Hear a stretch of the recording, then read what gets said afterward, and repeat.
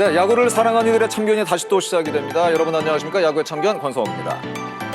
오늘도 야구팬 여러분과 함께 야구에 신나게 참견해 보도록 하겠습니다. 야구의 참견은 매주 월요일 퓨처스리그 중계가 끝난 후에 이야기를 이어가도록 하겠습니다. 퓨처스리그 경기에도 많은 관심 부탁드리고 변경된 방송 시간도 함께 기억해주시기 바랍니다. 오늘 저와 함께 합리적인 참견을 해줄 세 분을 여러분께 먼저 소개해드리도록 하겠습니다. 박용탁 해설위원, 윤희상 해설위원, 파이낸셜 뉴스의 전상일 기자와 함께하겠습니다. 안녕하십니까? 네, 안녕하세요. 반갑습니까? 오늘도 신나게 참견 부탁드리겠습니다. 우리 이슈택, 요즘에는 감독택 되셨다면서요. 요즘 그 초등학교 유소년야구 감독이시잖아요. 어떠세요? 너무 재밌습니다. 너무 재밌어요? 네, 너무 오. 재밌고 우선 가장 먼저 느끼는 거는 감독들의 고충을 가장 먼저 느낍니다. 네. 그래요? 사실 저는 이제 그런 항상 생각을 했어요. 뭐 타순 뭐 그렇게 그 순서가 그렇게 중요한가 이런 생각을 가끔씩은 했는데 뭐 제일 잘 치는 타자 앞에다 두는 거 뭐 두면 되는 거 아니야? 약간 항상 이런 그렇게 느낌이었는데 얘기했잖아요. 그게 이제 어떤 흐름들이 있다 보니까 흐름이 끊기면 괜히 감독이 이게 이거 오더를 잘못 썼나? 이런 생각들이 계속 나고 그래요? 투수 교체했을 때 뭔가가 일이 생기면 이제 그 다음부터는 계속 그것만 이제 자책만 하고 있는 거예요. 야. 네, 그런 것들이 있는데 우선 뭐 초등학교 3, 4학년들로 이제 팀을 꾸려서 하는데 네. 이제 또 야구하는 곳에서 또 김성훈 감독님도 같이 하잖아요. 네. 처음으로 제가 한 20몇 년 만에 칭찬을 들었어요. 감독님, 네. 김성훈 감독님께서요? 뭐라고? 한국 야구의 미래가 밝다고. 오, 그러니까 그 프로그램 보셨나 보군요. 너무 재밌게 보시는데, 그러니까 아이들이 정말 승부에 진짜 집중을 하고 이기려고 어떻게 해서든지 한 베이스 더 가려고 하고 어떻게 해서든지 잡으려고 하고 이런 것들이 너무 좋다고 예. 뭐 이제 그런 좀 말씀을 하셨는데 그러니까 그만큼 정말 재밌고요. 혹시라도 아직까지 못 보신 분이 있으시면은 매주 일요일 저녁 9시 20분 네. KBS 2 채널로 이제 보시면 돼요. 우리 동네 야구 대장입니다. 네. 꼭 챙겨보시기 아유, 바라겠습니다. 우리 박용택 해설위원 꼭 나옵니다. 자, 윤희상 해설위원은 올 시즌 첫 출연이시죠? 엊그제 저랑 같이 또 맞아요. 했었는데 그때 안우진 선수 경기 중계에서 네. 어떠셨어요 그때? 뭐 흔히들 안장군이라고 하는데 정말 장군의 피칭을 봤고요. 네. 정말 이 KBO를 대표할 수 있는 투수구나라고 느꼈고 저는 사실은 이 야구 대장은 조금 한 말씀 더 드리고 싶은 게 그래요? 예. 제 이제 아들이 초등학교 5학년인데 어. 원래 정말 선수를 안 한다고 했거든요. 네네네. 근데 이 프로그램을 보고 네. 갑자기 며칠 전에 야구 가고 싶다고 해가지고 5학년이면 괜찮나? 시작하기 괜찮나요? 어때요? 정말 집이 비상에 걸렸습니다. 정말로. 네, 정말로 비상에 걸려서 네. 나도 시합을 하고 싶고 프로야구 선수처럼 야구장 가서 선수가 되고 싶어라고 했는데 뭐 그게 며칠 동안의 해프닝으로 결국은 끝나긴 했지만 이 영향력이 어마무시하고 또 하나는 이제 제가 인천에 살다 보니까 네네네네. 이제 부모님들이 그렇게 또 말씀을 하세요. 왜 인천엔 팀이 없느냐. 인천 팀이 없냐. 그래서 이게 우리 프로그램 자체가 정말 야구 발전에 엄청 또 기여가 될 수 있겠구나 이런 생각을 또 해봐요. 네. 인천 팀도 하나 가지고 말씀 좀 해주세요. 이제 이게 조금 더 이제 흥이 좀 잘 되면은 네네. 이제 뭐 각 지역별로? 또 몇 팀들이 뭐 아마 10개 팀이 다 나올 수도 있는 거고요. 그럴 수 있겠네요. 네네. 진짜. 인천 되면 어떻게 좀 생각 있어요? 아니요, 좋은 선배님들이 계셔서 저는 열심히 응원하는 입장이고, 열심히 시청자 입장으로 저는 보겠습니다. 알겠습니다. 전상인 기자 오래간만에 야참 찾아주셨는데 요즘에 고등학교 야구 계속 취재 많이 하시죠? 그렇습니다. 특히 이제 최근에 우리 뭐 박준현 선수 오늘 선발 등판에서 네네네. 150분 던졌더라고요. 네. 박준현 선수, 장찬희 선수, 뭐 신재인 선수, 그 최근에 맹활약 갖고 있는 이강민 선수, 오재원 선수 등등 저희가 이 야참에서 다뤘던 선수들이 너무나 맹활약을 하고 있어서 굉장히 뿌듯하기도 하고 이제 부담도 좀 많이 됩니다. 사실 이제부터 5월 달부터 이제 황금사자기가 시작이 되거든요. 예. 황금사자기 시작되고 청룡기가 시작이 되게 되면 이제 어느 정도 윤곽이 나올 거예요. 일단 해외 진출 예정인 선수들이 윤곽이 나올 것이고 네네. 그다음에 청소년 대표팀 선수들이 윤곽이 나오기 때문에 아마 드래프트의 1차적인 윤곽이 확실히 드러날 것 같습니다. 뭐 저희 야참에서도 이제 고교야구 특집을 또 준비하고 있다고 하니까 맞습니다. 그때를 대비해서 열심히 좀 볼 수 있도록 하겠습니다. 준비 잘해 오셔야 돼요. 말씀해주신 대로 아마 황금사자기 끝나고 한 번쯤 고등학교 네네. 야구 특집을 한번 가고 그리고 이제 고 선수들이 드래프트까지 얼만큼 성장이 되나 그런 것까지 저희가 계속 좀 지켜볼 생각이니까 그때도 좀 많이 좋은 얘기 좀 해주세요. 알겠습니다. 알겠습니다. 고교 야구 특집도 많이 기대를 해주시기 바라겠고요. 오늘 세 분과 함께 재미있는 참견할 오늘 주제를 발표하기 전에 지난 한 주 달구었던 이슈를 짚고 넘어가도록 하겠습니다. 이번 주의 참견입니다. 베테랑의 신목입니다. 최근 한국 야구는 구속 혁명이 한창인데요. 베테랑 투수 2명은 구종 혁명을 최근에 보여줬습니다. 바로 류현진 선수, 양현종 선수 얘기인데, 야, 이 두 베테랑 선수가 신무기 이 나이라고 얘기하면 좀 그렇긴 합니다만 2연차에 신무기를 장착을 했어요. 어떻게 보면 좀 에이징 커브를 걱정해야 될 나이가 되기도 했고, 또 두 선수는 이미 이룰 거를 다 이룬 선수들이 아닌가 생각이 되는데, 그럼에도 불구하고 신무기를 장착한다. 이게 주는 메시지가 굉장한 것 같습니다. 나이가 든다고 네, 그 승부의 세계에서 지고 싶은 선수는 없을 것 같아요. 저는 반대로 더욱 더 책임감을 갖고 본인의 뭐 이름값이라고 해야 될까요? 더 지키고 싶은 욕심이 있지 않을까 이런 생각을 하고요. 뭐 개인적으로 유현진 선수의 스위퍼도 봤고 양현종 선수의 너클 커브도 봤는데 역시 베테랑답게 이게 손가락 감각이 있는 선수들답게 그러니까 사실은 조금 재미없고 지루할 수도 있지만 이 변화구를 이 글러브 위주로 글러브 사이드로 변하는 공 그리고 암 사이드로 변하는 공들 그러니까 자유자재로 던지는 두 투수거든요. 그러니까 그러면 결국은 손목의 각도를 자유자재로 움직일 수 있다고 봐요. 그러니까 뭐 예를 들어 포심, 커터, 슬라이더, 커브 이제 글러브 사이드로 변하는 공들이죠. 그리고 뭐 싱카, 체인지업 그러니까 암 사이드로 변하는 공들 그러니까 이 손목의 각도를 자유자재로 움직일 수 있는 선수들이기 때문에 저는 뭐 신무기 구종 장착하는 데 있어서는 큰 시간은 걸리지 않을 것이라고 생각은 되는데 다만 걱정되는 건 이 움직임에 있어서 기존에 던지고 있는 공의 무뎌짐 그러니까 기존에 던지고 영향을 있던 받을 수 변화구 있다. 그런 영향을 받을 수도 있고 또 하나는 계속해서 던지던 길이 있는데 갑자기 다른 길을 던지면 이제 부상 리스크가 또 걱정이 되거든요. 그렇죠. 근데 이제 아무래도 저는 또 투수를 조금 집중적으로 보다 보니까 이 두 선수가 스위퍼와 너클 커브를 던지는 개수를 좀 체크는 하는 편이에요. 근데 많이 조심스럽게 던지긴 하더라고요. 그래서 그런 급격하게 쪽에서- 늘린 거는 아니에요. 네, 그런 쪽에서 역시 베테랑이다라고 그런 느낌이 들고 한편으로 그런 좀 우려도 좀 있기는 합니다. 네. 알겠습니다.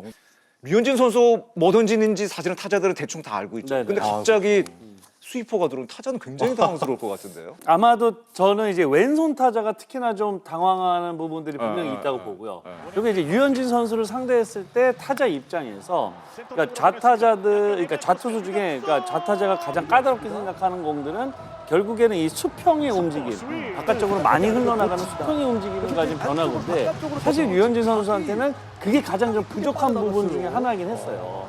오히려 이제 워낙 체인지업이 좋은 체인지업을 던지다 보니까 이제 우타자들을 오히려 좀 손쉽게 좀 잡아내는 모습들이 있었고 저도 예전부터 그런 생각을 했거든요.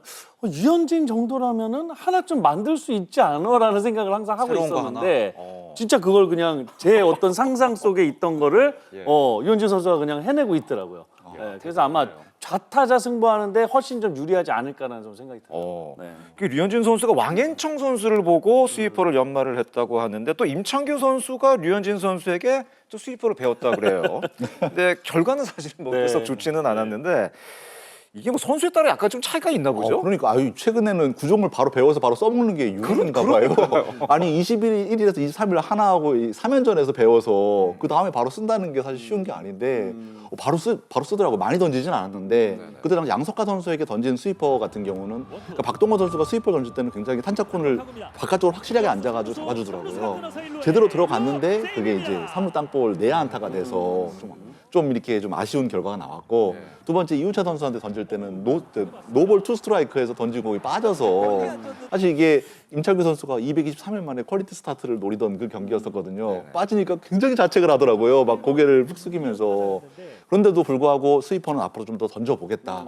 이게 좀 나의 새로운 길이 될 수 있을 것 같다고 말하는 걸 봐서는 굉장히 이 구종이 임창규 선수에게도 앞으로 좀 큰 힘이 되지 않을까 생각을 해봅니다. 몇 년 전부터 이제 스위퍼라는 구종이 이제 우리 KBO 리그에도 굉장히 유행이 되고 있는데 이게 스위퍼라는 구종이 맞는 투수가 있을까요? 그러니까 뭐 임창규 선수도 그렇고 류현진 선수도 그렇고 빠른 공보다는 강력한 공보다는 좀 제구력 위주의 투수들이잖아요. 그런 투수에게도 스위퍼가 효과적으로 통할 수가 있을까? 어떻게 생각을 하세요? 일단은 팔의 높이가 상당히 중요해요. 그러니까 팔의 높이가 상당히 중요한데 유현진 선수도 그렇고 임창규 선수도 그렇고 팔이 정상적으로 이제 상하 수직 무브먼트의 움직임이 좋은 궤적은 아니에요. 그러니까 두 선수 다 팔이 조금은 떨어져 있죠. 근데 이 두 선수가 확실히 감각이 좋은 게 커브를 던질 때는 수직적 움직임을 주려고 팔을 조금 더 올라가. 올려서 던져요.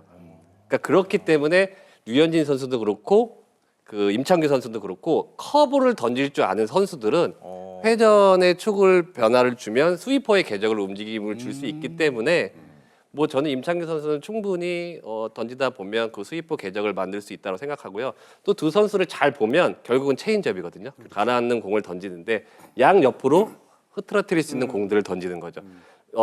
의도적으로 커브를 올려서 상하의 움직임을 주고 커브 자체를 스위퍼 궤적으로 올려서 좌우의 움직임을 주고 체인지업도 가라앉고 좌우의 움직임을 줘서 임창규 선수는 저는 굉장히 영리하게 보는 선수이기 때문에 그런 쪽도 어느 정도 계산이 있을 거예요. 자기가 던지는 팔의 높이, 각도 그리고 충분히 던질 수 있는 그런 메커니즘이 될 수 있겠다고 생각을 해서 저는 그런 시도는 굉장히 또 긍정적이라고 보는.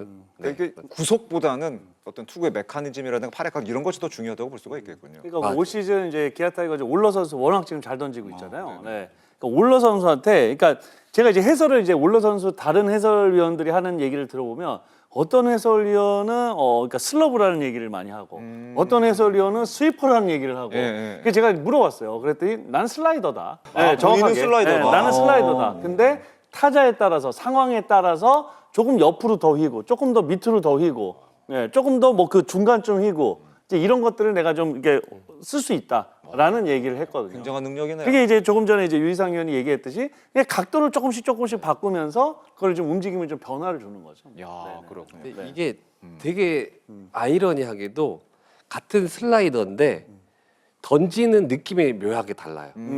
그래서 이 공을 살짝 옆으로 틀어서 이렇게 트는 유형이 있고 이 공 자체를 자이로 회전이라고 해서 총알 회전처럼 이렇게 돌리는 그러니까 요런 선수는 흔히들 이제 배영수 선수랑 윤성민 선수가 이렇게 많이 던졌어요. 빠른 슬라이더. 네. 공이 자이로 회전으로 들어오면 결국은 쉬는 것도 있지만 공이 가라앉아요. 왜냐면 이 회전축 자체가 그 마그누스 효과 때문에 가장 정면으로 공이 그러니까 상하 좌우 무브먼트가 가장 없는 회전으로 돌거든요. 그러니까 슬라이더를 이렇게 자이로 회전으로 던지는 선수가 있고 그리고 지금 올러 선수처럼 커브처럼 이렇게 내회전돼서 잡아 당겨오는 느낌의 공을 던지는 선수가 있거든요. 그러니까 그 변화 때문에 또 공의 움직임이나 스피드도 상당히 달라요. 그러니까 이거를 조금 세분화하면 그렇지만 전체적으로 뭉뚱그리면 결국 또 슬라이더니까 이게 저희도 중계하면서 참 이렇게 설명하기가 어려워요. 또, 맞습니다. 어렵더라고요. 어쨌든 일종의 횡으로 휘는 변화구를 일단은 보시면 될 것 같아요. 양현종 선수는 너클 커브란 걸 던지잖아요. 너클 커브는 뭐 몇 년 전부터 사실은 꽤 아마 야구 팬 여러분께도 좀 귀에 익은 어떤 구종이 아닌가 생각이 됐는데 새로운 무기를 장착하고 2200 탈삼진이라는 대기록을 달성하기도 했는데 양현종 선수가 던지는 너클 커브 그거는 또 어떤 구종인지 좀 설명 좀 부탁드립니다. 이제 롯데하고 경기에서 2,200 타삼진을 했는데 예상보다 꽤 많이 쓰더라고요. 특히 레이스 선수를 상대로 해서 적극적으로 던지던데 기본적으로 양현종 선수가 우타자를 상대하는 패턴을 보면 기본적으로 140km 초반의 포심, 그다음에 135km 정도 되는 슬라이더, 우타자 몸쪽으로 꺾이는 슬라이더, 그다음에 우타자 바깥쪽에서 가라앉는 체인지업 이 세 가지 던지는데 거기에다 이제 너클 커브를 던지면서 115에서 120km 정도의 스피드 변화를 주는 거거든요. 거기다가 포심 자체의 구속이 어제 유강한 선수한테 홈런을 허용하기도 했지만 아직은 타자를 이제 압도할 수가 없기 때문에 너클 커브를 던지고 나서 몸쪽에 포심을 박아놓는 형태로 좀 140km의 구속을 좀 더 빠르게 보이는 어떤 그런 효과를 굉장히 많이 느끼게 하고 있는 것 같아요.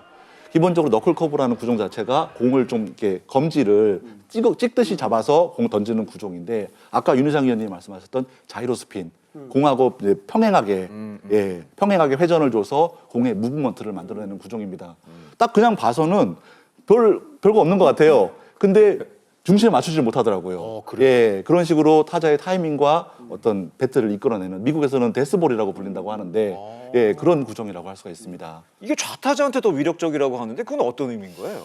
그거는 사실 그래서 제가 이게 좌타자? 굳이 이게 그러니까요. 좌타자랑 뭐 한가? 그랬더니 양현종 선수가 그냥 인터뷰에서 그런 얘기를 한 건데 사실은 그것도 있지만 그걸 던지면서 올 시즌은 좀 양현종 선수가 체인지업을 좀 좌타자한테도 많이 쓰고 있어요. 그게 좀 효과적이라고 얘기를 하고 있고 그리고 이제 저희가 지금 조금 전에 이제 너클 커브 얘기를 했잖아요. 네네네. 근데 이것도 우리가 이제 방송하면서 어느 정도 이게 좀 단어를 좀 정해놔야 되지 않나 명칭을 약간 이런 생각이 드는데 저도 너클 커브를 좀 한번 알아봤습니다. 좀 파봤더니 이제 너클볼을 예를 들어 이렇게 다 손가락을 찢고 무회전으로 이렇게 공을 그렇죠. 던지잖아요. 그렇죠. 그럼 이제 손목을 가장 쓰지 않고 그냥 이렇게 밀어 던지는 느낌인데 여기서 이제 이 너클 커브 너클볼러들이 예전에 만약 갑자기 커브를 던진다고 이렇게 바꿔버리면 타자가 순간적으로 하고 이렇게 알 수 있단 말이에요. 그래서 이 너클볼에서 하나만 찍어서 이거를 탑스핀을 이렇게 준 거죠. 손목을 돌리지 않고. 네, 그러니까 뭐 예를 들어 킥 체인지업이라고 약간 비슷한 느낌이었던 것 같아요. 근데 그게 이제 요즘 날에 이게 좀 더 변형이 되면서 그냥 손가락을 하나 찍으니까 이거 그냥 편안하게 너클 커브라 그러는데 사실 너클 커브와 이 커브는, 그러니까 커브는 너클볼과 커브는 전혀 다른 유형이거든요. 완전히 다르죠. 너클볼은 최대한 회전을 안 주는 거고, 예, 이 커브는 특히나 이렇게 찍어 던지는 커브는 그만큼 회전이 더 많이 먹어야 되는 커브. 예, 그래서 요거를 이제 뭐 아까 그 데스볼, 예, 뭐 데스볼이라는 얘기도 하고 뭐 스파이크 커브 뭐 이런 얘기도 하는데 결국에는 이게 이제 타자한테 더 유리한 점 중에 하나는 예를 들어 유희상 이런 거 있잖아요. 왜 처음 커브 배울 때 어린이들 배울 때 이렇게 검지를 하나를 떼고 이게 중지의 어떤 그 악력 이런 것들을 느끼게끔. 네, 맞아요.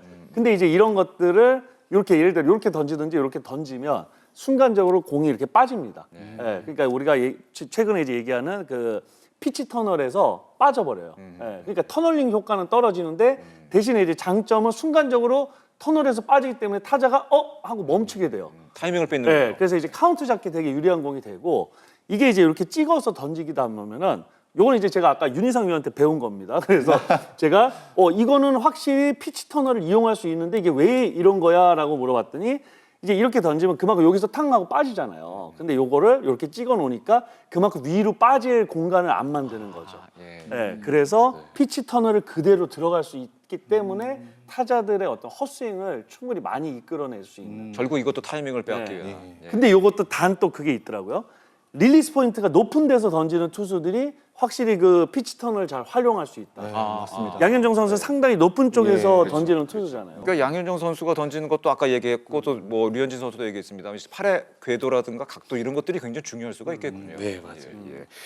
그 아까 뭐 저희도 말씀을 드렸습니다만 리그를 대표하는 이룰 것을 다 이룬 어떻게 보면 베테랑 선수들이 그 나이에도 불구하고 새로운 것을 배워나간다는 것이 정말 대단한 것 같습니다. 이게 승부의 세계에서는 역시 나이나 경력 이런 거는 중요하지 않은 것 같습니다. 예. 진짜 특히 유현진 선수는 정말 말이 안 되는 것 같은 게 네. 체인지업으로 정말 유명했었잖아요. 네. 그러니까요. 근데 미국 메이저리그에 건너가서 커쇼 선수한테 고속 슬라이더를 배워서 거기서 또 활용을 하다가 네. 어깨 부상을 당하고 나서는 100km대 정말 초 슬로 커브로 재미를 보고 네. 그리고 한국에 돌아와서는 다시 스위퍼를 익히고 그러니까 대단한 것 같습니다. 천재라고밖에는 이게 설명이 반지죠, 반지가. 네, 말도 안 되는 그런 예전 예. 프로야구를 안 보시던 분은 혹시 모르실 수 있는데 유현진 선수가 미국을 가게 한 그 체인지업이 사실은 그냥 구대성 선수랑 그 당시에 벤치에 앉아 있다가 그러니까 배웠다면서요. 선배님 체인지업 어떻게 던져요?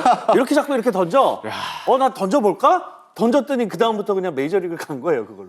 대단한 거. 아니 얼마 전 안우진 선수 그 얘기했잖아요. 맞아요. 물론 뭐 스플리터를 연습은 하고 있었는데 어제 알칸타라한테 새로운 그립을 배워서 이게 좋은 것 같아서 던졌는데 오늘 효과적이. 그 얘기 듣고 저는 깜짝 놀래요. 어떻게 어제 배워가지고 오늘 던진다. 그게 가능한 얘기인가요? 그러니까 사실은 저는 그런 이야기를 해요. 뭐 타자도 기본기가 있지만 투수도 정상적으로 포심을 공의 압력을 정확하게 던지는 투수들은 변화구를 빨리 배운다라고 해요. 결국은. 그래서 네. 기준선을 잡았을 때 이 선수는 스트레이트, 그러니까 포심을 정확하게 공에다 심을 전달해주는 이 감각이 있는 선수는 아까 말씀드렸듯이 손목의 각도와 실밥의 변화로 충분히 각을 만들 수 있기 때문에 저는 어린 친구들한테 항상 가장 중요한 게 포심을 가장 정확하게 반듯하게 누릴 수 있는 연습을 먼저 해야 그 다음에 다음 변화구를 배울 수 있는 게 수월한데 뭐 류현진 선수도 그렇고 그렇죠. 안우진 선수도 그렇고 맞아요. 양현종 선수도 그렇고 대표적인 포심을 잘 던지는 선수기 때문에 조금 더 빠르게 배우는 것 같은. 근데 진짜 물론 중요한 천재예요. 것 같아요. 많은 것을 느끼게 하는 이번 주제이자 이슈였던 것 같습니다. 리그를 대표하는 탑 클래스의 선수들도 나이 뭐 이런 거 상관없이 뭔가를 배우고 장착을 한다. 이건 굉장히 저희한테 주는 메시지가 굉장히 강렬한 것 같습니다. 네, 그라운드에서 시간은 뭐 조금 가혹하게 흐릅니다. 하지만 베테랑은 물러서지 않는 것 같습니다. 탑을 넘어서 리그를 대표하던 두 투수 그리고 만우진 선수까지 새로운 무기가 다시 한 번 더 전성기를 열어주기를 야구의 참견도 함께 응원하도록 하겠습니다. 자, 바로 이번 주 본격적인 참견으로 넘어가도록 하겠습니다. 오늘 주제는 속도에 관한 이야기가 되겠습니다. 이번 주 주제 여러분께 소개해드리겠습니다. 이번 주 주제입니다. 구속혁명 그리고 유망주 투수입니다. 이제 더 이상 시속 150km는 놀라운 숫자가 아닙니다. 투수들은 공이 계속 빨라지는데 왜 투수들은 성장이 좀 더딜까? 속도가 지배하는 시대라고 하는데 구속혁명과 유망주 투수에 대해서 이야기를 오늘 좀 나눠보도록 하겠습니다.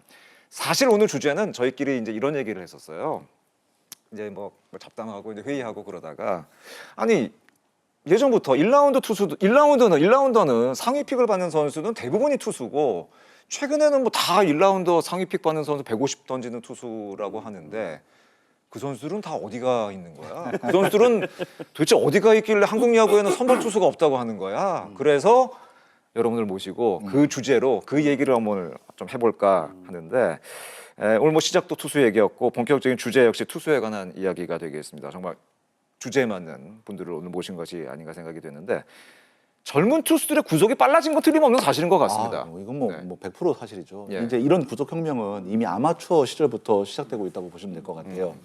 과거에 이제 이 얼마 전에 명문고 야구열전에서 정민태 투수 코치님이 오셔서 해설을 하셨었거든요. 그래요? 보시고 깜짝 놀라시더라고요. 우리 때는 145만 던져도 와 하는 소리가 그럼요, 나왔는데 그렇죠. 맞아요. 이제는 뭐 150 던지는 선수가 너무너무 흔한 시대이기 때문에 드래프트를 기준으로 보면 1년에 한 20명, 최소 20명 이상은 나오는 것 같습니다. 최고 구속 150 이상이. 150 이상. 예. 150 이상. 20명 그 이상이 될 수도 있어요. 그만큼 많고 1라운드에서 강속구 투수라고 하면 155 정도는 던져야 야 이거 그 진짜 정도예요? 강속구다. 정말 빠른 공을 던지는 선수다라는 이야기가 나오지 150을 던져가지고 저 프로에서도 통할 만한 초강속구 투수다라는 얘기는 더 이상 맞아요. 하지 않는 시대가 온 것 같아요. 윤희상 의원이 보시기에는 어떠세요? 이 한국 야구 구속혁명 뭐 얘기는 사실은 뭐 몇 년 전부터 나왔던 얘기인데 진행 중이라고 보세요? 완성형이라고 보세요? 어떻게 보세요? 저는 일단 기본적으로 이 아이들에게 지나치게 훈련을 하지 않는 부분에 있어서는 구속혁명이 조금씩은 자리를 잡아가고 있다고 보고 있습니다. 그래요? 네. 그러니까 이 이야기는 뭐냐면 예전에는 공을 던지면 피칭을 하려고 하면 100개, 200개를 던지기 때문에 내가 100개, 200개를 전력으로 던질 수가 없어서 자연스럽게 한 80%로 이제 던지기 시작을 합니다. 근데 요즘 친구들은 거의 대부분 피칭 개수를 줄여요. 15개에서 30개 이내로 던지기 때문에 자기가 자발적으로 공을 강하게 던지고 싶은 선수들은 30개를 정말 전력투를 합니다. 그럼 그 과부하가 리커버리 시간을 받으면서 다시 한번 구속 상승을 갖고 또 과부하를 주고 리커버리하고 그러니까 이게 반복이 되면서 젊은 선수들이 그러니까 어린 선수들이죠. 어린 선수들이 스피드를 올리는 건 확실하게 그런 느낌이 들어요. 그리고 지금처럼 좀 과학적이고 체계적이게 과부하 휴식을 주면서 투구수나 운동량을 줄이면서 이제 과감하게 드라이브를 거는 거죠. 대신 요령은 일단 프로 가서 배워라. 20세가 넘어서 그러면 저희 때처럼 고교 야구 때 혹사를 당해서 프로에서 꽃을 피우지 못한 강속구 투수를 볼 것인가 아니면 프로 1, 2, 3, 4, 5년 차까지 조금 요령이 없어서 못 던지더라도 우리가 이 선수들을 30세 이후까지도 본다고 생각하고 기다려줄 것인가가 좀 고민이긴 한데 이게 이제 저도 답을 못 내리니까 오늘 얘기하고 생각해. 싶은 주제와 딱 지금 맞는 맞아요. 어떤 얘기를 해주신 것 맞습니다. 같은데 최근 10시즌 리그 전체 포심 평균 구속 변화를 보시면 확실히 최근 몇 년 사이에 전체적인 평균적인 포심의 구속은 확실히 늘어난 그거는 정확한 사실인 것 같습니다. 그런데 왜 한국 야구는 선발 투수가 없다라고 얘기를 할까요? 박 의원은 어떻게 생각하세요? 그러니까 정확하게 왜 이렇게 투수가 없나는 그거는 약간은 틀린 얘기인 것 같아요. 왜 선발 투수가 없나는 맞는 얘기 같아요. 맞습니다, 맞습니다. 예. 예, 예. 그러니까 결국에 지금 이제 윤희상 의원이 얘기했듯이 정말 구위적으로 좋은 투수 많습니다. 사실 예전하고 비교할 수 없을 만큼 많아요. 네, 근데 이제 이런 투수들이 뭐 아까 정확하게 정말 설명을 해주셨어요. 그런 어떤 요령들 결국에는 선발로서 진짜 80개에서 100개 던질 수 있는 투수들은 없는 거죠. 그렇죠. 그러면 결국에는 몇 년 동안 그런 어떤 육성들이 돼야 되는데 이 투수들이 워낙 구위가 좋고 힘이 좋다 보니까 당장 15개, 30개는 쓸 수 있거든요. 그렇죠. 그러니까 팀이 그거를 기다려주지 못하는 부분들이 분명히 있고 맞아요, 맞아요. 특히나 팀이 좀 사정이 좀 괜찮은 데들은 괜찮아요. 그렇죠. 뭐 저도 이제 뭐 다른 팀보다는 그래도 이제 그 LG 트윈스라는 팀을 또 잘 알고 있기 때문에 뭐 그럴 수밖에 없죠. LG 트윈스는 뭐 송승기도 마찬가지고 손정도 마찬가지고 기다려줬어요. 예. 충분한 시간을 줬어요. 그러니까 완성형의 선발 투수가 바로 짠 하고 나온 거죠. 근데 이제 그러지 못한 팀들은, 그러니까 어떤 선수의 층이 좀 얇은 팀들, 뎁스가 얇은 팀들은 써야죠 결국에. 써야죠. 예. 그래서 이제 최근에 보면은 그 1차 지명의 어떤 투수들 뭐 거의 대부분이 지금 불펜 투수잖아요. 예. 그러니까 그런 부분들이 이제 선발이 안 나올 수밖에 없는 이제 그런 이유인 것 같아요. 지금 벌써 오늘 하고 싶은 얘기 주제에 관련된 얘기들이 조금씩 나오고 있는 것이 아닌가 생각이 됐는데 최근 한 5년, 6년간의 그 상위 지명 50명의 투수의 비율을 한번 먼저 저희가 살펴보도록 하겠습니다. 지난 2020년부터 살펴봤는데요. 22년까지가 1차 지명이 있던 시기였습니다. 50명, 상위 50명을 봤을 때 상위 50명 중에 한 60%를 각 구단이 투수를 선택을 했습니다. 뭐 그건 어쩔 수가 없죠. 사실은 모든 드래프트에서 첫 번째 그 대상자는 투수라고 봐야 되겠죠. 예. 예, 기본적으로 우리 한국 야구에 좀 특수성도 어느 정도 들어가 있는 부분이라고 생각을 합니다. 일단 우리 한국 야구는 이제 과거에는 1990년대 후반 뭐 이때쯤에는 선발 투수가 기본적으로 7이닝을 던지고 그 다음에 곧바로 마무리로 넘어가는 것이 가장 일상적인 시대였기 그렇죠. 때문에 그때 당시에는 투수가 지금만큼 많이 필요하지는 않았을 거예요. 하지만 지금은 외국인 선수 선발 투수들 외에 규정 이닝을 던질 수 있는 투수는 정말 손가락에 꼽습니다. 맞습니다. 거기다가 구원 투수들 같은 경우도 대부분 이닝이 1이닝으로 제한돼 있죠. 그리고 또 부상을 당하게 되면 선수들에게 투혼을 강요할 수가 없는 시대입니다. 뭐 그러다 보니까 정말 많은 투수들이 필요할 수밖에 없고 현재 지금 뭐 대부분의 팀들이 불펜 투수가 부족해서 현재 지금 여름을 나는 게 힘들어하고 있는 시대이기 때문에 매년마다 많은 투수를 일단 보강할 수밖에 없는 것이 첫 번째 구조적인 이유고요. 두 번째는 이제 아마야구에서 나무배드가 도입이 되고 나서 운동 능력이 좋은 선수들이 투수를 선호하는 경우가 굉장히 많습니다. 대표적인 경우가 올 시즌 최대어로 꼽히는 하현승 선수도 그렇습니다. 그러니까 이 선수 같은 경우는 메이저리그에서 타자로 굉장히 높게 보거든요. 그런데 본인과 인터뷰를 해보면 자기는 투수 가고 싶대요. 그래서 왜 투수 가고 싶냐 그러니까 타자를 포기해도 투수 가고 싶냐라고 물어보니까 자기는 그래도 투수가 너무 좋다고 하더라고요. 근데 이건 하현승 선수만 그런 게 아니라 굉장히 많은 선수들이 그런 생각을 갖고 있습니다. 기본적으로 투수가 일단 드래프트에 뽑히기가 쉽고, 그렇죠. 그다음에 계약 금액도 좀 높은 편이고, 그렇죠.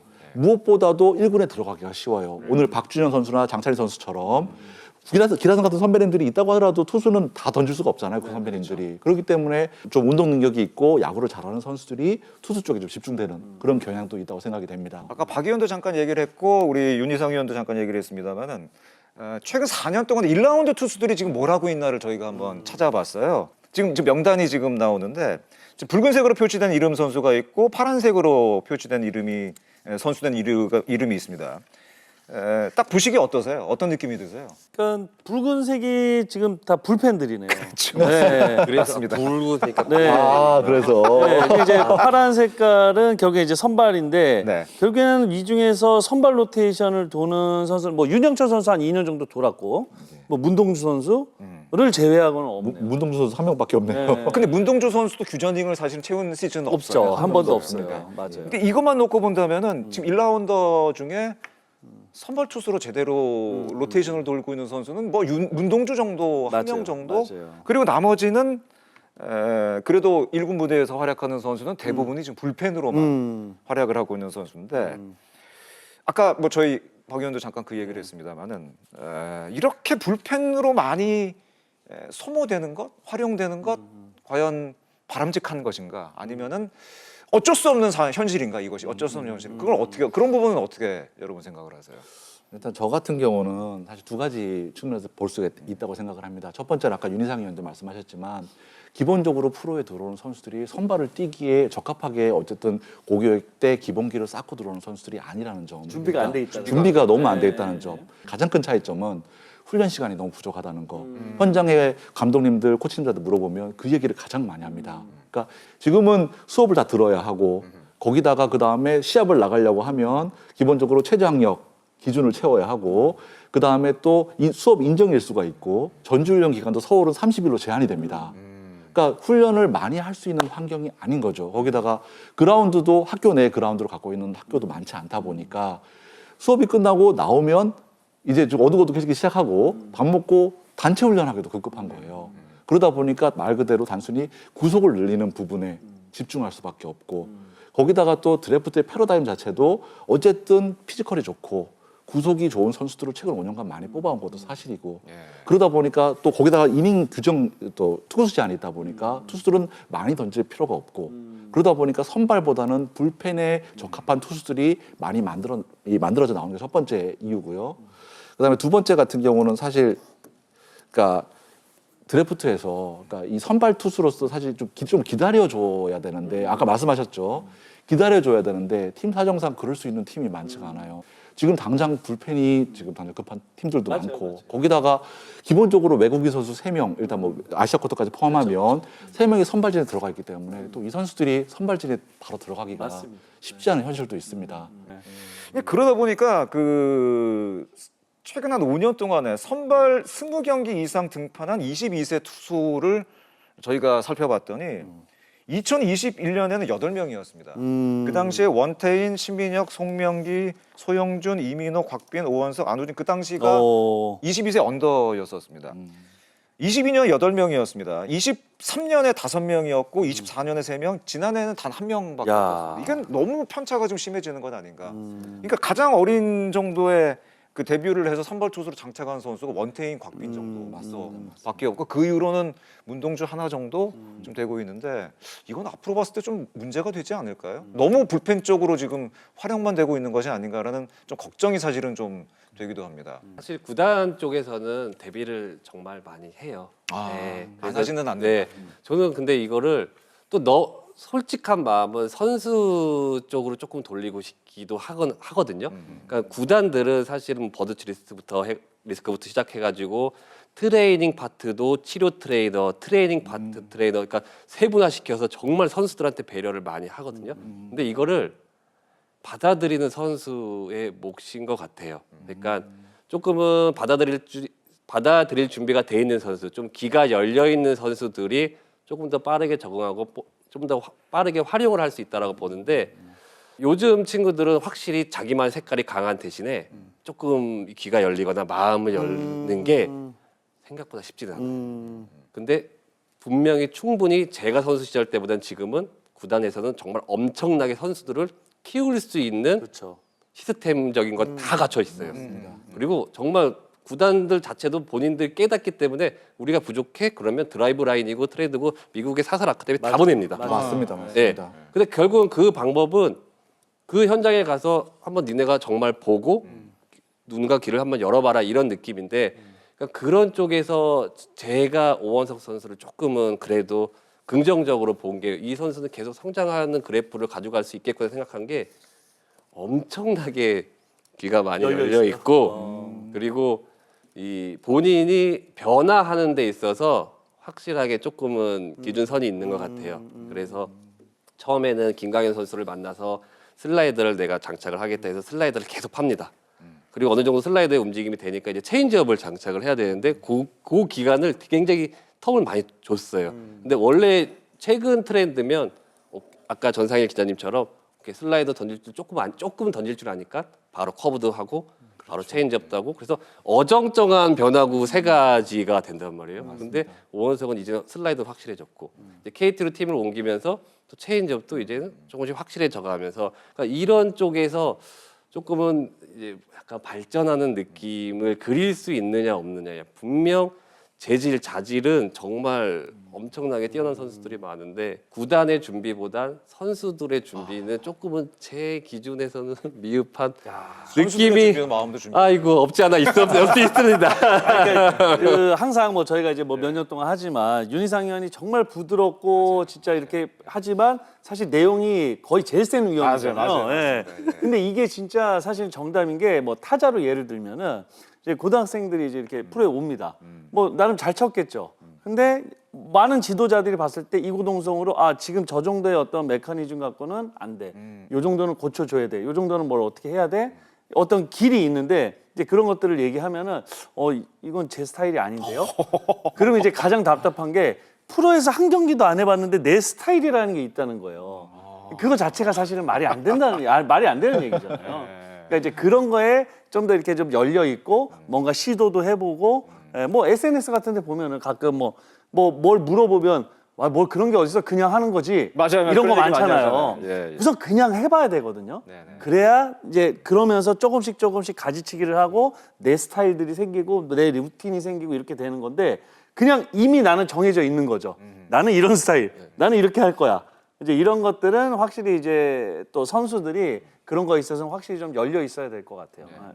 어떻게 보면은 아까 그 뭐 세 분 말씀해 주신 것처럼 뭐 프로에서의 어떤 그 육성 시스템도 중요하지만 학생 야구단에서 어떤 그 시스템도 굉장히 좀 중요한 것이 아닌가 생각이 되고 선수들의 마인드도 물론 당연히 중요한 것이 아닌가 생각이 되는데 지금 학생 야구단에서는 과연 어떤 일이 일어나고 있는가? 그리고 아까 그 윤희상 위원께서 얘기해 주신 것처럼 과연 이 운영을 잘하는 투수로 경험을 쌓을 것인지 아니면은 그냥 30개를 던져도 전력 투구하면서 빠른 공만 던질 것이냐. 여러분이 만약 스카우터라면은 어떤 선수를 뽑으시겠어요? 어떤 스카우터 입장에서 봤을 때 제가 그럼 이제 스카우터라고 생각했을 때도 근데 사실은 그걸 먼저 보긴 할 것 같아요. 첫 번째 피지컬과 공 구속. 그런 거죠. 그러니까 지금 얼마나 안타를 많이 맞았는지 보다는 그러니까 우선 저 선수가 가지고 있는 어떤 운동 능력, 뭐 신체적인 조건, 툴 뭐 이런 거. 네. 결국에는 우리가 저런 선수를 뽑아와서 우리가 잘 키울 수 있어라는 어떤 밑바닥이 깔려 있겠죠. 그러니까 이제 스카우터 눈에 잘 들 수 있는 지금 어떤 뭐 맞춤형으로 뭔가 움직이지 않나라는 또 생각이 드네요. 근데 이제는 뭐 다 150 정도 던지면은 거기에 플러스 돼야 되는 게 또 있지 않을까요? 거기에 제구까지 된다면 사실은 그걸야말로 이제 탑 티어가 되겠죠. 그렇죠, 그렇죠. 예. 그러면은 나무방망이에 대한 의견은 어떠신지 박용택 의원이 항상 얘기하는 게 고등학교에서는 그 나무방망이 쓰면 안 된다. 그리고 그게 타자뿐만이 아니라 투수에게 주는 영향까지 있기 때문에 그런 의견을 주고 또 그래서 그 얘기를 윤희상 의원과도 한번 했었거든. 그 윤희상 의원이 펄쩍 뛰면서 유인학 의원은 어떻게 생각해요? 윤희상 의원이 펄쩍 뛰면 지금 그 알베스면은 지금 학생 투수를 다 죽어요. 아 그래요. 어떻게 두 분은 어떻게 생각하세요? 이게 요거 얘기 재밌겠는데. 알리는 거네요. 제 생각은 그러니까 궁극적인 발전을 위해서는 알루미늄 배트가 맞아요. 네, 맞는데 이걸 또 단기간에 갑자기 알루미늄으로 바꾸면 저는 이제 첫 번째는 뭐 투수가 죽고 그것도 있긴 하지만 수비수들이 못 쫓아가요. 그래서 저는 정말 위험하다고 보거든요. 타구 스피드가 말도 안 되게 빨라질 거예요. 근데 이 타자들의 힘도 분명히 나무 배트를 돌리면서 정말 팀의 주축 타자들은 이 펀치력이 프로 선수 못지 않는 선수들도 분명히 워낙 좋아져서 존재합니다. 예. 지금 뭐 현재 김도영 선수가 만약에 알루미늄 어휴, 고등학교들에 난리 나겠죠. 그러면 그러니까 저는 그게 무서운 거죠. 그러니까 야구의 발전을 위해서라면 저는 박용택 위원 말씀대로 알루미늄으로 점차적으로 바꿔 가야 되는데 이제 반발력에 대한 거는 충분히 조절이 필요하지 않을까. 되게 조금 더 특히 학생 야구이기 때문에 좀 더 섬세하고 디테일하게 바꿔 가야 되지 않을까 이런 생각을 하는 거예요. 그러니까 지금 사실 학생 야구는 수비 훈련 시간이 거의 없어요. 맞습니다. 그래서 알루미늄으로 쳐서 강한 타구. 그 공에 반응을 하는 선수가 일단 없고 그리고 또 하나 문제는 팀의 격차가 너무 심해요. 그래서 우스갯소리로 한 경기에 한 선수가 도루를 10개를 해요. 점수가 41대 0이 나고 이것도 무시하는 건 아니에요. 절대 무시하는 건 아닌데 그러니까 내가 정상적으로 기본적인 훈련 자체가 안 돼 있는 친구들이 3루 수비에 나갔는데 정말 엘리트로 출신으로 해서 정말 열심히 훈련했던 그 힘 있는 타자들의 타구를 받아낸다? 저는 그게 너무 겁나고 위험해요. 저는 사실 예전부터 나무 배 쓰는 게 사실 좀 이해되지 않았어요. 이제 첫 번째는 타자들이 정말 이게 미래를 보는 어떤 야구를 전혀 하고 있지 않다는 거죠. 그리고 이제 많은 고등학교 감독들 저랑 뭐 아주 친한 뭐 지인들도 많이 있는데 항상 이제 그런 얘기를 많이 합니다. 이렇게 애들 치기 해가지고는 이거 아무 발전 안 한다고. 이건 프로 가서 아무것도 지금 처음부터 다시 시작을 해야 된다고 이런 얘기를 많이 하는데 모든 감독들이 알고 있어요. 이런 야구 하면 안 되는 걸.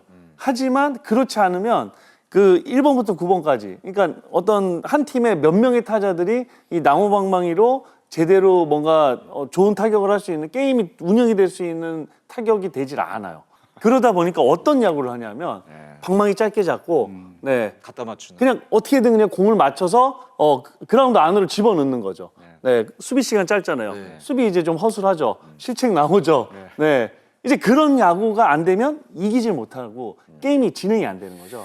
네, 그래서 이거를 투수한테 가다 보면은 결국엔 투수들이 그냥 뭐 어느 정도 그냥 스트라이크만 던지고 그냥 공만 어느 정도 빠르면 타자들이 그걸 전혀 이길 수가 없기 때문에 이거는 이제 결국에는 투수와 발전, 타자의 발전 그렇죠. 모두가 지금 물려 좀 있죠, 저해하고 물려 있지 있죠. 않나라는 생각이 든다는 거죠. 맞습니다. 그런 것들. 그래서 요즘에 그 고등학교 선수들 기록을 잘 봐야 된다는 얘기가 굉장히 많습니다. 이게 뭐 OPS 뭐 1 넘어가고 이런 선수 나오고 평균 자체도 0점대 있는데 사실은 아까 말씀해 주신 거 레벨의 차이가 너무 크기 때문에 기록을 잘 봐야 된다는 얘기를 사실은 많이 하는데 그럼 한국 야구가 어떡하다 지금 이렇게 이런 고민까지 해야 되는 지경까지 왔는지 참 걱정되기는 합니다만은 그래도 미래를 위해서 준비를 잘 해야 되지 않을까 생각이 되고 사실은 뭐 오늘 이 자리에서 결론을 내릴 수는 없죠. 그러나 말씀드린 것처럼 저희의 질문, 저희의 의문들이 한국 야구 발전하는데 어떤 좀이라도 도움이 됐으면 좋겠다 그런 생각으로 오늘 잡은 주제가 아니었나 생각이 됐는데 제가 이제 야구에 참견을 하면서 항상 좀 자부심이 있는 게 있어요. 네네네. 네. 물론 뭐 가끔 욕도 많이 먹습니다. 네, 좀 센 얘기해서 욕도 많이 먹고 뭐 하지만 항상 야구에 참견을 하고 나잖아요. 그 다음 날 여기저기서 전화 올 때가 있어요. 그래요? 네. 뭐 어떤 그 좀 원로 야구 감독님들도 가끔씩 있으시고. 그러세요? 네, 뭐 어떤 또 야구계 뭐 어떤 분들도 있 그만큼 이제 관심을 갖고 보고 계시고 또 저희가 이제 하는 얘기들이 어떤 좀 파장이 돼서 그거 갖고 또 어떤 이야기가 또 생기는 것들도 있고. 맞습니다. 네. 예. 아주 좋은 프로그램 하고 계십니다. 더 열심히 하겠습니다. 갑자기. 막 오늘 주제도 역시 막 그런 의미가 아닐까 생각이 되는데 이제 뭐 결론을 내릴 수는 없는 거고 말씀드린 대로 이제 얘기를 어느 정도 정리를 해야 될 시간인 것 같습니다. 뭐 마지막으로 각 분야에서 뭐 타자 그리고 뭐 언론 취재를 하시는 분 또 투수 입장에서 그래도 한국 야구 에이스 좀 좋은 선발 투수 키우기 위해서 어떤 것들이 좀 필요하고 보강이 필요한지 좀 느낀 점이 있으면 얘기를 좀 해주시죠. 일단 저 같은 경우는 아까도 처음에 말씀드렸다시피 일단 훈련 시간을 어느 정도 확보할 수 있는 어떤 그런 시스템이 필요합니다. 일단 이게 되지 않으면 다른 부분은 사실상 뭐 이뤄낸다는 자체가 사실상 거의 의미가 없는 어떤 담론이 되어버리기 때문에 일단 첫 번째로 훈련 시간을 어느 정도 확보할 수 있는 어떤 기준이 필요하고 만약에 우리 학생 선수들이 공부를 해야 한다면 저는 우리 학생 선수들한테 맞는 특성화 교육을 시켜줘야 된다고 생각을 해요. 어른들이 이런 부분을 고민해줘야 된다고 생각을 합니다. 수업 시간이 단순히 학생들에게 체력을 보충하고 자는 시간이 아니라 학생 선수들이 뭐 정말 외국에 나가서 배울 수 있는 영어라든가 스포츠 생리학이라던가 이런 학생 선수들한테 좀 더 효율적인 어떤 그런 수업을 좀 만들어줘서 우리 학생 선수들이 좀 더 나은 미래를 대비할 수 있는 어떤 그런 시스템이 만들어져야 된다고 생각을 하고요. 그다음에 아까도 정말 좋은 선발 투수가 나오려면 일단 학생 선수들의 패러다임도 좀 변해야 된다고 생각을 해요. 그러니까 단순히 그냥 공을 빠르게 던지는 투수가 아니라 나는 이 경기를 책임지는 투수. 그다음에 투수라면 기본적으로 갖춰야 될 제구력, 의무감, 그다음에 기본기의 중요성. 이런 부분에 대한 어떤 의식의 전환도 분명히 좀 있어야 된다고 생각을 합니다. 알겠습니다. 윤희상 위원은 선배 투수로서 우리 아마 그 투수 준비하는 학생들에게 어떤 얘기 해주고 싶으세요? 일단은 기본적으로 무조건 구속은 따라와야 된다고 생각해요. 그래요? 네. 예. 앞으로의 미래는 더욱더 구속은 중요할 것으로 보여지고요. 근데 결국은 선수들이 자발적인 과부하를 주는 그런 방법. 아까 박용택 위원이 말씀했듯이 알루미늄 풀스윙을 돌려야 되거든요. 풀스윙을 돌려야 스윙 스피드가 빨라지고 그리고 나서 대처 능력, 메커니즘의 변화는 이 선수가 시간을 가지면서 충분히 발전해 나갈 수 있기 때문에 그렇죠. 예. 어린 선수들이 스피드 쫓는 거에 대해서 너무 반감을 안 가졌으면 좋겠어요. 네, 반대로 저는 그래요. 제가 프로 1군에서 있으면서 공이 빠른 선수들은 정말 어디다 놨다 놔도 공을 강하게 던져요. 네, 그래서 코치들이 공을 뺏으러 다녀요. 공이 빠른 선수들은 야 오늘 시합 때 던져야 되는데 내놔 공. 네, 근데 공이 느린 선수들은 세게 던지는 걸 본능적으로 싫어해요. 왜냐면 힘들거든요. 그러니까 살살 던지면 코치들이 반대로 얘기를 해요. 세게 좀 던지면 안 돼? 근데 이거는 굉장히 자발적인 거기 때문에 그런 쪽에서는 분명히 조금은 생각이 들어지고요. 이제 또 하나는 뭐 최근에 NC의 이준혁 선수도 그렇고 요즘 트렌드가 이제 뭐 투심 계열 그리고 스위퍼 계열이 있는데 젊은 선수들이 이 변화에 대한 거는 생각보다 이제는 조금은 열린 선수들이 나오거든요. 예, 그 트렌드를 이끌어갈 선수들이 조금 더 자기 의견을 좀 내줬으면 좋겠다는 생각도 해요. 우리 감독 댁도 한마디 하셔야죠. 저는 이제 타자 입장에서 투수가 가장 좋은 투수는 제구가 좋은 조금은 약한 공을 던지는 투수예요. 가장 좋습니다. 아무 부담이 없어요. 가장 부담스러운 투수는 공 구위가 상당히 좋은데 제구가 조금 들쭉날쭉한 투수예요. 예측이 불가능한. 가장 치기 어려운 투수입니다. 맞아요. 결국에는 약하게 정확한 던지는 것보다는 좀 더 강한 공을 던지는 게 타자가 어떤 느끼는 감정도 훨씬 더 어렵고 실제로 숫자로 따져봤더니 오히려 그런 게 더 좋더라. 또 이런 어떤 연구결과가 있기 때문에 제가 이런 말씀을 좀 드리는 거는 너무 많잖아요. 방송에서 여러 가지 얘기들이 많이 나옵니다. 결국에는 뭐 올 시즌도 사실은 구인이나 볼넷이 너무 많긴 해요. 맞아요. 네, 그러니까 예년에 비해 너무 많기도 하고 아까 우리가 얘기했던 최근에 1차 지명 젊은 투수들 사실 제가 이제 그 구이닝당 볼넷 숫자를 한번 다 뽑아봤어요. 좀 많네요. 좀 많아요. 평균적으로 거의 뭐 4점 몇, 5점 몇이 돼요. 그러니까 많긴 합니다. 많긴 하지만 그만큼 이제 좋은 공, 그러니까 강한 공을 지금 던지는 투수들이고 전체적인 투수들을 봤을 때 거의 대부분이 구인이랑 볼넷 숫자 지나면 지날수록 줍니다. 네, 그 어떤 투수도 늘어가는 투수는 없어요. 네, 그러니까 그런 것들은 조금 시간을 두고 조금 기다려주면 될 것 같고 결국에는 좀 강한 공을 던지는 투수는 지금은 많다. 하지만 이제 선발 투수가 없는 거는 어떤 지금 야구가 지금 처해 있는 어떤 각 팀의 사정 그리고 구단에서 좀 더 그러면 확실하게 왜냐하면 감독의 선수는 아니에요. 그렇죠. 네, 감독의 자산은 아닙니다. 하지만 구단의 자산이고 구단의 선수잖아요. 네. 감독은 누구나 쓰고 싶어 하죠. 그렇죠. 구단에서 좀 더 확실하게 그런 것들을 좀 컨트롤하고 계획대로 좀 하다 보면 진짜 좋은 선발 투수전은 많이 나올 수 있다고 봐요. 앞으로 좀 시간을 좀 갖고 네네. 조금 더 지켜볼 필요가 분명히 있고 세 분 공통적으로 해주신 얘기는 그렇다고 구속을 포기해서는 안 된다. 강한 공을 던져야 됩니다. 저는 첫 번째라고 생각하는데 그렇지 않아요? 네, 진짜. 국제 무대에서 이제 보니까 WBC를 보니까 네네네. 이제는 뭐 구속, 뭐 재구 논쟁을 하는 게 의미가 맞습니다. 없더라고요. 예. 구속도 좋아야 하고 재구도 좋아야 하고 맞아요. 변화구도 좋아야 국제무대에서 통하는 거지. 뭐 둘 중에 하나만 가지고는 맞습니다. 예. 오늘 세 분과 함께 이렇게 구속혁명 그리고 유망주 투수에 대해서 참견을 해봤고 왜 빠른 공을 던지는 투수는 많은데 한국 야구에 선발 투수가 왜 이렇게 없나? 뭐 그런 질문들을 저희가 함께 해봤던 시간이었던 것 같습니다. 한국 야구에 왜 젊은 투수가 이렇게 점점 줄어들고 있나? 참 많은 고민을 갖고 있는 우리 한국 야구 현재 모습인 것 같습니다. 비록 오늘 뭐 결론을 내릴 수는 없지만 저희의 질문이 한국 야구가 발전하는데 조그만 출발점이 됐으면 하는 바람을 가져보겠습니다. 계속해서 이어나갈 시간은 콜업의 참견 시간이 되겠는데 잠시 1군에서 볼 수 없는 선수들을 기다리는 팬 여러분들 꽤 많으실 거라고 생각이 됩니다. 콜업의 참견에서는 퓨처스 리그에서 활약 중인 선수들의 소식을 전해드리도록 하겠습니다. 이번 주 콜업의 참견은 첫 번째 선수는 최지만 선수입니다. 울산 웨일스랑 계약했죠? 아, 예, 맞습니다. 예, 최지만 선수 같은 경우는 2009년에 동사무 3학년 시절에 시애틀 메리너스에 계약을 해서 그다음에 계약을 했고 송산 2할 3분 4리에 67홈런을 때려내고 이제 2년 전에 이제 계약을 만료하고 한국으로 돌아왔습니다. 그래서 작년 5월에 사회복무요원으로 복무를 시작을 했고 그 이후에 2년 유예 기간이 지났기 때문에 올 시즌 신인 드래프트에 참가를 하게 됩니다. 그 이전에 이제 울산 웨일스에서 검증을 받는 어떤 그런 시간이 일단 지금 이루어지는 것이죠. 예, 현재 한국 프로야구 팀에 입단한 적이 없는 선수 같은 경우는 퓨처스 팀에 입단할 수 있다는 어떤 그런 규정이 있기 때문에 최지만 선수가 이번에 울산 웨일스에 입단하게 되었습니다. 역시 뭐 제도적인 좀 아쉬움이 좀 있지 않을까 생각이 되는데 어떨 것 같으세요, 최지만 선수 활약? 괜찮을까요? 저는 뭐 타격 능력만큼은 지금 정말 뭐 나이가 많지만 잘 치는 타자들 있잖아요. 뭐 대표적으로 최용호 선수도 있고 저는 충분히 잘 칠 것 같아요. 근데 결국에는 타자는 적응의 시간이 분명히 필요해요. 그리고 최지만 선수 얼마나 그 뭔가를 보여주고 싶겠어요? 그럼요. 네, 이제 그런 것들도 있고 사실은 처음에는 이제 울산 웨일즈 입단 계획은 없었었어요. 네, 그리고 이제 바로 이제 드래프트를 나가려고 했었는데 뭐 여러 가지 어떤 또 얘기들도 있었고 조언들도 있었겠죠. 그래도 한번 좀 이렇게 적응하는 어떤 시간들도 필요하고 또 나름 또 보여줘야 되는 어떤 시간들도 또 있으면 좀 충분히 좋겠죠.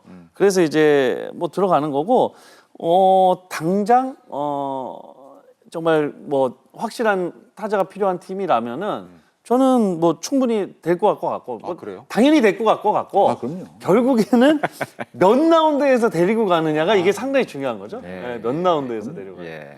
한번 기대를 좀 해보도록 하겠습니다. 저희가 올해 퓨처스 경기도 많이 중계를 하니까 최지만 선수 활약 같이 한번 좀 확인을 해보시면 좋을 것 같습니다. 이게 사실은 제도적인 얘기도 좀 하고 싶은데 오늘 시간 관계상 오늘 제도적인 얘기는 다음에 주제를 한번 잡아서 얘기를 하기로 하죠. 아까 말씀해 주신 것처럼 한국 야구 지금 선수 자원도 부족한 상황인데 이 해외 진출한 선수 뭐 돌아오는데 시간 걸리고 뭐 몇 년 동안 뭐 돌아오지 뭐 이게 참 현재 상황에서 맞는지는 그 얘기는 다음에 하기로 하시죠. 근데 그것도 이제 다음에 얘기를 하는데 잠깐 첨언을 살짝만 하면은 사실 그래서 만약에 그런 것들을 풀어주면 훨씬 나간다? 더 나가죠. 더 나간다. 이제 그런 것도 딜레마는 분명히 있는데 그러니까요. 이거 재밌겠는데요? 이거 다음에 그러니까 한번 얘기를 다음에 그 주제로 모여가지고 그 주제로 한번 네네네. 얘기를 하죠. 뭐 네, 한국 네. 야구 뭐 가뜩이나 선수 없다는데 너무 좀 제한을 두는 건 아니냐. 뭐 여러 가지 의견이 있을 수가 있기 때문에 그 얘기를 다음에 한번 주제를 해서 얘기를 해보도록 하겠습니다. 네, 두산의 안재석 선수, 롯데 윤동희, LG 이재원 선수도 현재 퓨처스 내려가서 지금 조정을 하고 있고 활약 중인데 세 선수 모두 뭐 1군에서 뭐 당연히 제 몫을 해야 될 선수들이고 윤동희 선수 같은 경우는 최근에 3경기 연속 홈런 쳤던데요. 상당히 좋은 것 같습니다. 예. 윤동희 선수 빨리 올라와야죠. 당연히 올라와야죠. 빨리 올라와야 되고 지금 롯데자이츠가 지금 득점이 월등히 지금 최하예요. 그러니까요. 예, 정말 득점력이 안 나오고 있고 사실은 방망이로 어떤 해결을 봐야 되는 팀인데 그렇죠. 뭐 이제 스프링 캠프 기간에도 또 그런 어떤 일들이 있었고 지금 뭐 윤동희 선수도 그렇고 뭐 5월 초가 되면 이제 그 모든 선수들이 지금 복귀를 할 수 있는 상황이기 때문에 그리고 이제 사실 그런 얘기가 있었어요. 뭐 김태형 감독이 윤동희 선수 스윙 스피드가 좀 많이 뭐 느려졌다 뭐 이런 얘기를 하는데 사실은 갑자기 막 스윙 스피드가 이만큼씩 막 느려지지 않았습니다. 네, 근데 그런 것들이 정신적으로 이게 그 단계들이 있어요. 그렇죠. 예. 내가 이제 조금씩 밸런스가 무너지네. 이걸 이제 뭐 빨리 잡아야 되겠네. 근데 못 잡네. 좀 또 내려갑니다. 그래서 결과가 안 나오기 시작을 하네.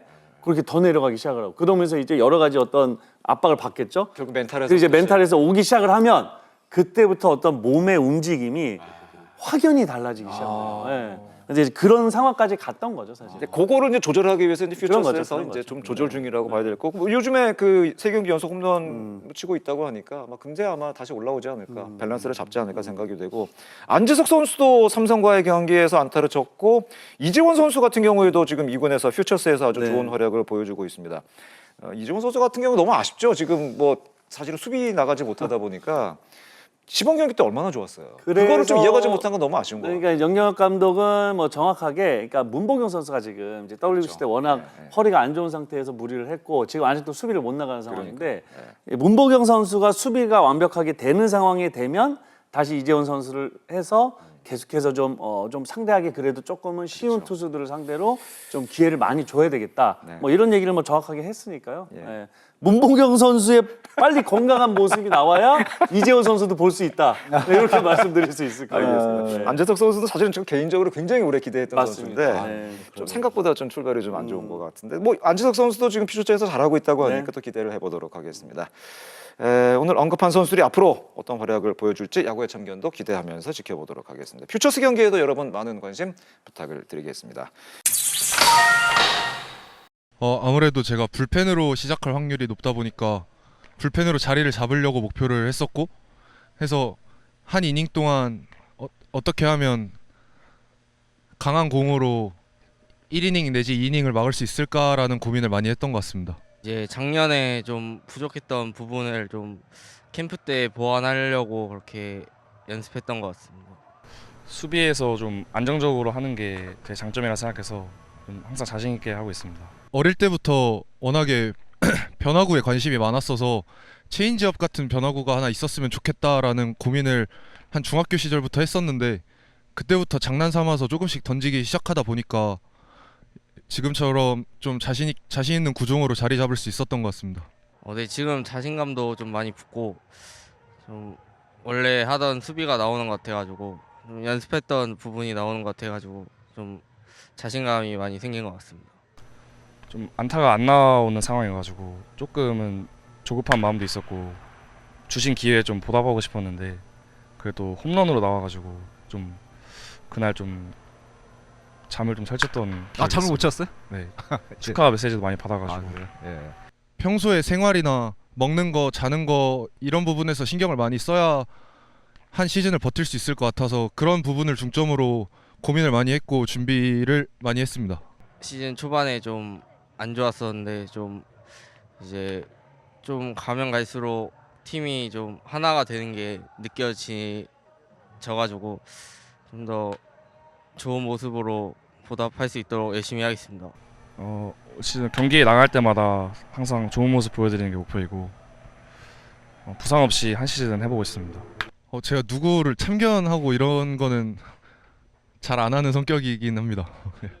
이제 그때 제가 부족한 부분을 좀 잘 짚어주셔가지고 좀 이렇게까지 성장하지 않았나 그렇게 생각하고 있습니다.